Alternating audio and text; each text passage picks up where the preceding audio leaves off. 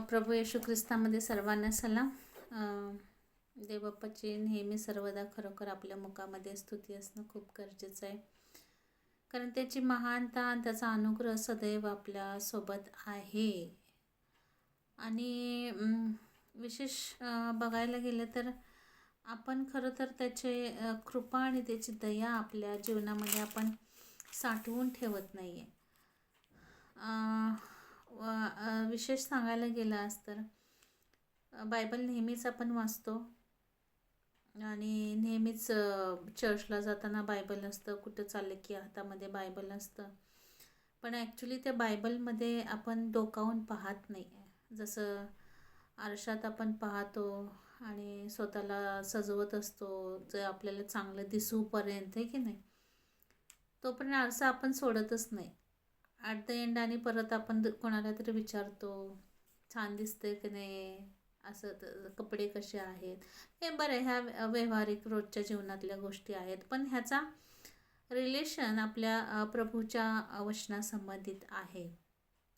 कारण कसं आहे, जर आपल्याला स्वतःला शारीरिकरित्या इतकं सुंदर करू वाटत असेल, तर आपल्याला आध्यात्मिकरित्या किंवा आपली मानसिकरित्या आपण कशा आहोत हे आपल्याला पाहणं खूप गरजेचं आहे. कारण आपण एक फ्लेशमध्ये आहोत, आहे की नाही. तर फ्लेशमध्ये असताना शक्यतो आपण भावनाशील जगणे किंवा फ्लेशच्या गोष्टी आपल्याला आवडत असतात. पण जिथं देव काय म्हणतो की शरीर हे नाशवंत आहे ना, पण आत्मा हा सदा सर्वदा जिवंत आहे. पण त्या आत्म्याच्या गोष्टी आपल्याला माहीत असणं खूप गरजेचं आहे. जसं की आज वचन वाचत होते. आता लहानपणापासून एक गोष्ट सांगायची तर, लहानपणापासून आम्ही एका ख्रिस्ती संस्थेमध्ये वाढलेलो आहोत आणि आमच्याकडे रोज आम्ही सकाळी प्रार्थना करायचो, वचन वाचायचो, चर्चला जायचो. इवन आम्हाला संडे स्कूलमध्ये शिकवण होती.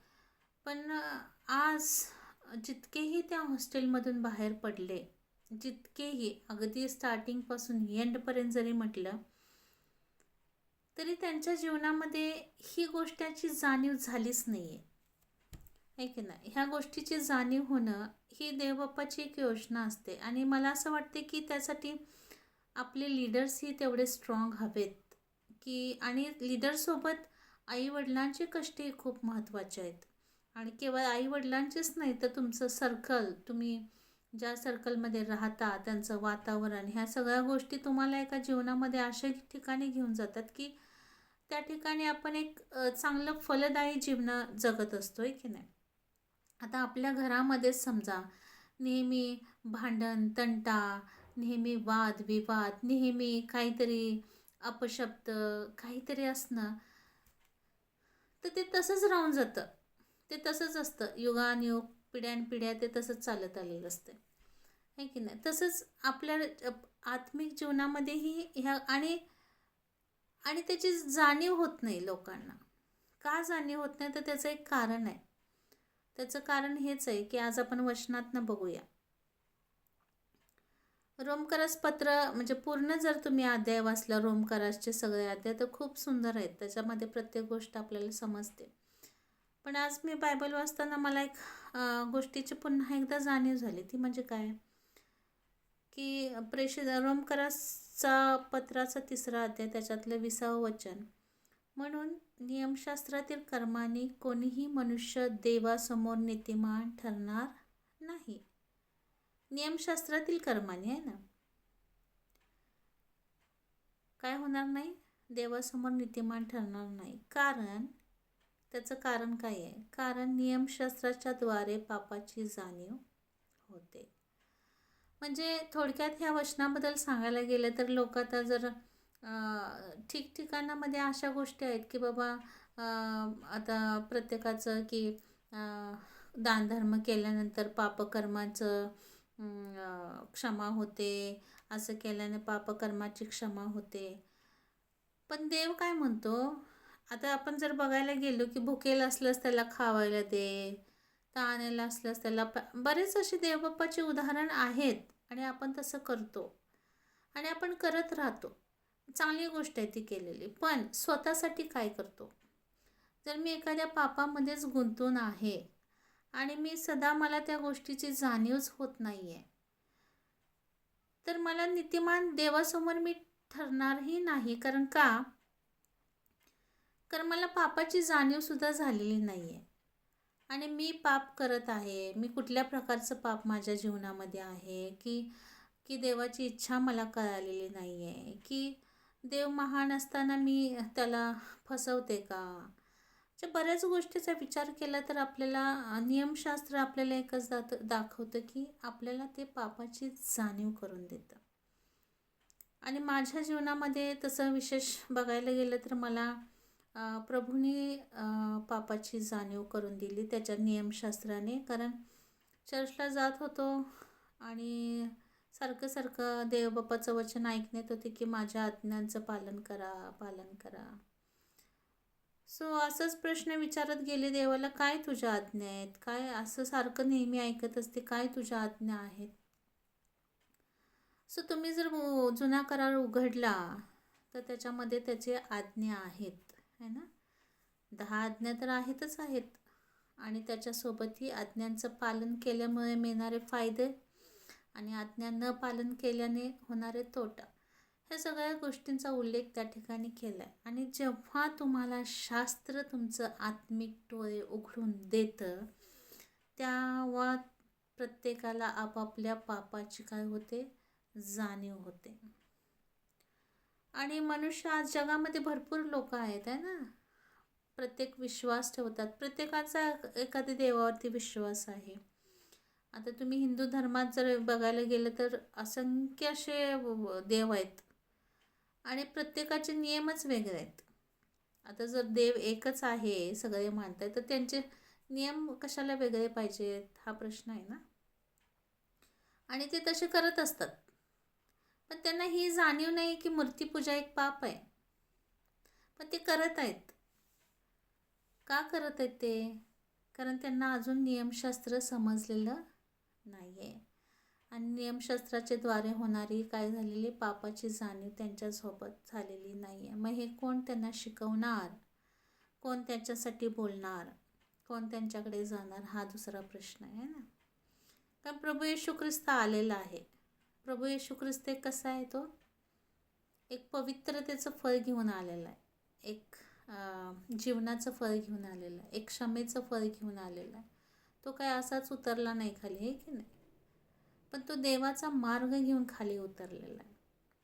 आणि आज ख्रिस्ती लोकांमध्ये जर देवाचा मार्ग ख्रिस्ती लोकांनाच माहीत नसेल तर ख्रिस्ती लोक तो मार्ग पुढे घेऊन जाऊ शकणार नाहीत, है ना. लोकांना काय झाले, चमत्कार पाहिजेत, लोकांना अधिकार पाहिजेत, लोकांना पैसा पाणी पाहिजे आहेत, पण देवाला ह्या सगळ्या गोष्टी आपल्या जीवनामध्ये नको आहेत. कारण ह्या सगळ्या नाशवंत आहेत असं त्याचं वचन नेहमीच सांगत आलेलं आहे आपल्याला. म्हणून एक आंधळा दुसऱ्या आंधळ्याचे डोळे उघडू शकतो असं वचनही सांगतं. आणि जर दुसरा आंधळा असेल तर तो दुसऱ्या आंधळ्याला वाट दाखवू शकत नाही. ते वाट दाखवण्यासाठी आहे ना, कारण येशू ख्रिस्त म्हटलं की पीक फार आहे आणि कामगार कसे आहेत, कमी आहेत.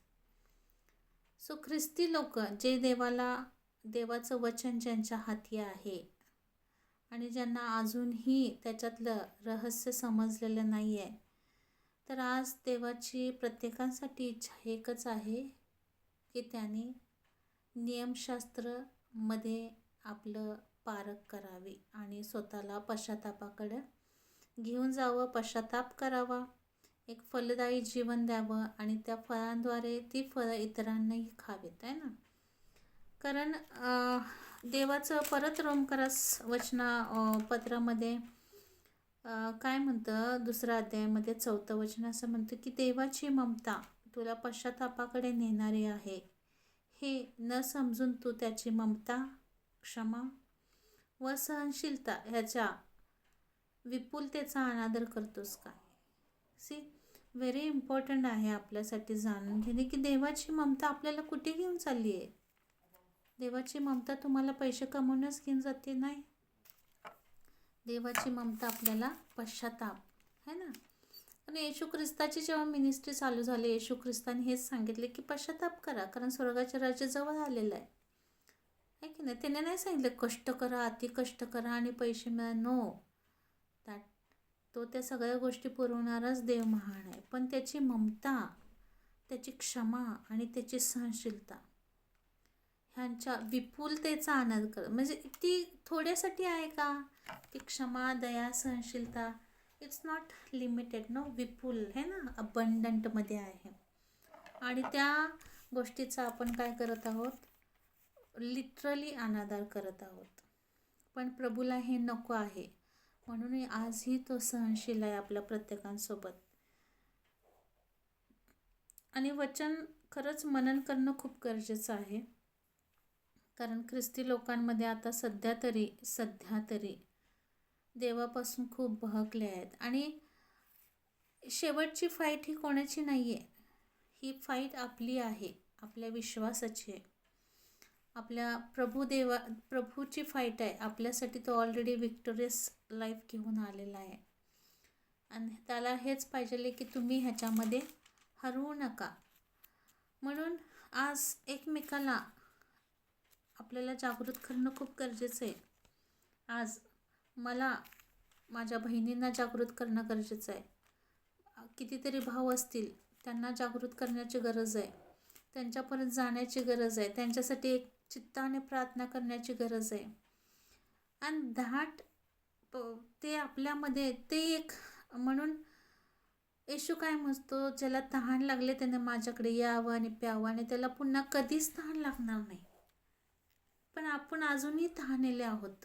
आपल्यामध्ये ते एकदा आपण जी तहानेच्या द्वारे जी जीवनाच्या पाण्याची जी भूक आहे ती हीच आहे.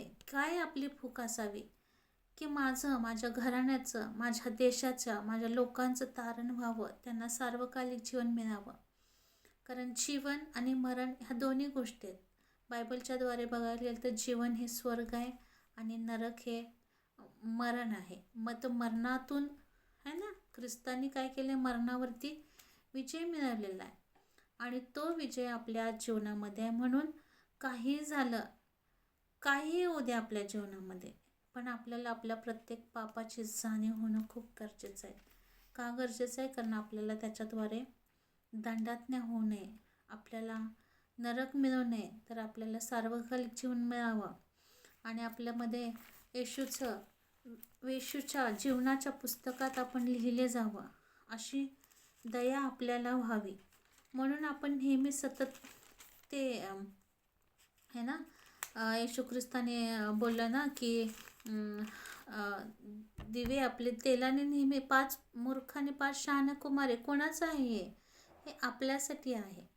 सो होपफुली परमेश्वराचं वचन आपल्या प्रत्येकाच्या जीवनात असं कार्यरत होऊ दे की काही होऊ दे जगामध्ये, युद्ध होऊ देत, तुफान येऊ देत, लँडस्लायडिंग होऊ दे, काही होऊ दे, जेवढे आहेत तेवढे आहेत, नाही आहेत ते नाही आहेत, गेलेत.